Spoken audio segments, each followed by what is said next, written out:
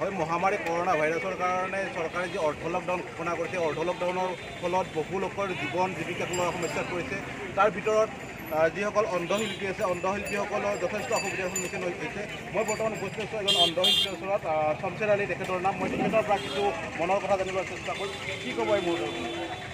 কি ক'ম মানে, এতিয়া যিটো নেকি লকডাউন দি আছে, এতিয়া মানে আমাৰ নেদেখা মানুহবিলাকৰ বা প্ৰতিবন্ধী লোকসকলৰ যথেষ্ট অসুবিধা হৈছে। আমি ক'তো ওলাব নোৱাৰোঁ।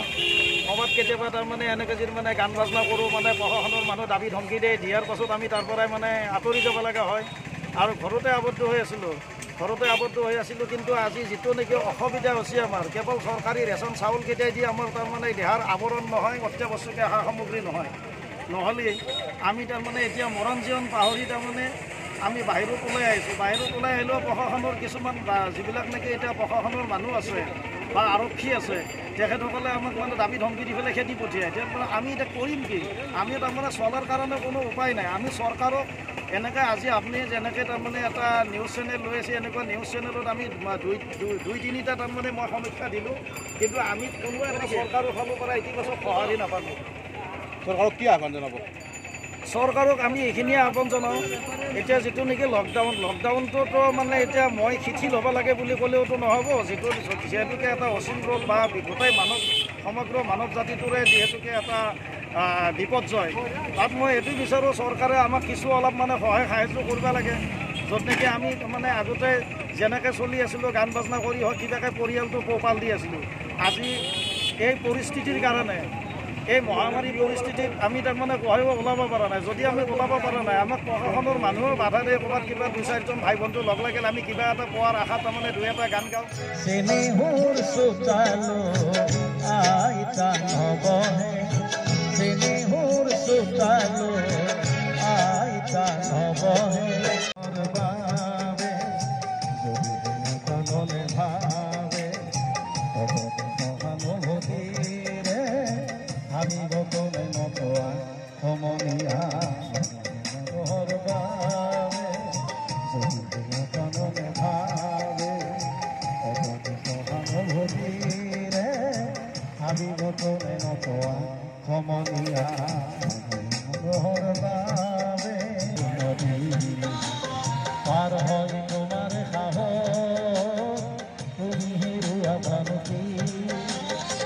মানুহ যদিহে নহয় মানুহ, গানৰ কাহানিও নহয় মানুহ।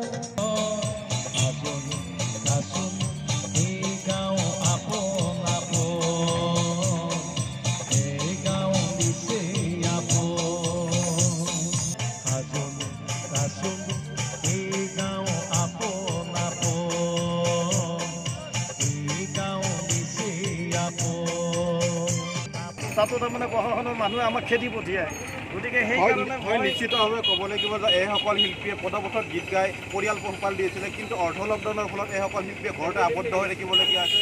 যাৰ পৰিপ্ৰেক্ষিতত এইসকল অন্ধশিল্পীয়ে আজি যি দুবেলা দুমুঠি খোৱাৰ কাৰণে সমস্যাত পৰিছে। চৰকাৰক আহ্বান জনাইছে এইসকল শিল্পীয়ে যাতে তেখেতসকলক কিছু সকাহ দিয়ে।